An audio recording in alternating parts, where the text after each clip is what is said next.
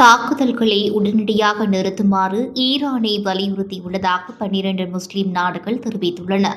அந்த வகையில் Qatar, Azerbaijan, Bahrain, Egypt, Jordan, Kuwait, Lebanon, Pakistan, Saudi Arabia, Syria, துருக்கி, ஐக்கிய அரபு அமீரகம் ஆகிய நாடுகளின் வெளியுறவு அமைச்சர்கள் ஈரான் தனது தாக்குதலை உடனடியாக நிறுத்த வேண்டும் என்று அழைப்பு விடுத்து ஒரு கூட்டறிக்கையை வெளியிட்டுள்ளனர்.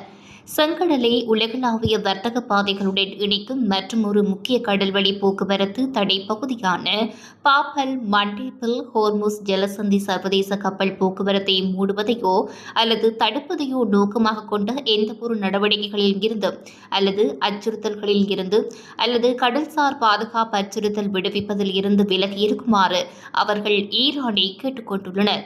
இந்த நிலையில் ஈரானுக்கு பல நாடுகள் தங்களுடைய ஆதரவுகளை தெரிவித்து வரும் நிலையில் தற்போது ஈரான் தாக்குதலை நிறுத்த வேண்டும் என்று முஸ்லிம் நாடுகள் இணைந்து கோரிக்கை விடுத்துள்ளமை குறிப்பிடத்தக்கது.